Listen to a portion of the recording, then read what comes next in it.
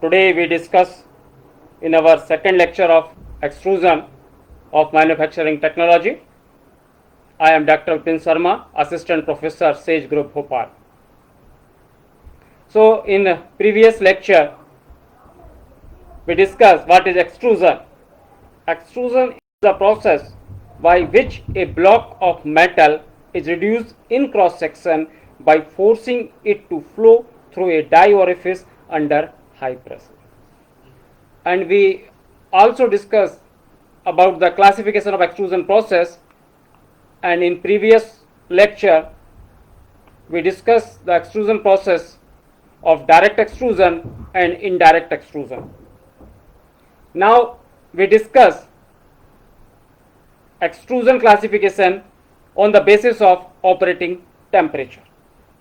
On the basis of temperature, two types of extrusion process are there: hot extrusion and cold extrusion. However, hot extrusion can be further classified into lubricated, non-lubricated and hydrostatic extrusion process.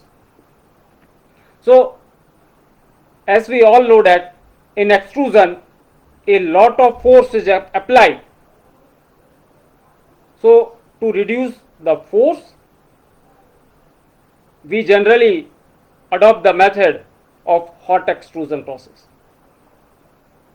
So as similar to the hot working, hot forging or hot rolling, hot extrusion process is also works above the recrystallization temperature. So the material which is extruded above the recrystallization temperature is known as hot extrusion, and processed below the recrystallization temperature is known as cold extrusion. For performing hot extrusion process, for steel it is about 800 degree centigrade or 900 degree centigrade. It depends upon the material and the conditions, but generally 50 to 75% of the melting point of the metal, the temperature is the chosen, and the pressure that can be applied ranges from 35 to 700 megapascal. The major setback or the major disadvantage in hot extrusion is that because of high temperature and pressure, the dies and other components are affected and their life reduces significantly, because at high temperature processing there is a lot of wear and tear in the dies and other containers. So it needs a good lubrication, and very much care must be taken to avoid any damage. One of the other disadvantage of the hot extrusion is that due to high temperatures, oxidation of metals readily takes place and it forms scales which upon cooling are removed, and they creates a very bad, a poor surface finish.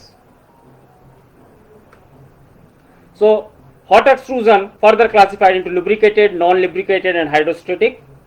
In a lubricated hot extrusion process, we use lubricating medium such as graphite. Graphite is a very good lubricating medium, and it works at high temperature and solid. It can be used in solid form.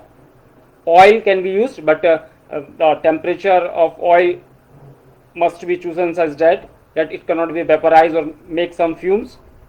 And sometimes the powder of the glass powder is also used. In non-lubricated hot extrusion, no lubrication is used on the bullet, so it's very simple that it performs without use of a lubricating medium or some kind of lubrication. In hydrostatic extrusion, this is a very important technique. In the hydrostatic extrusion process, the plate is completely surrounded by pressurized liquid. You can see in the figure that the yellow color is depicting the fluid medium. So it is not indirect, the billet material is not in direct contact with the die container or any other component. So it is also not in a contact with the ram. So when we apply pressure on the ram apply pressure on the fluid, and the fluid in turn forces the billet of material, and the extrusion process concluded.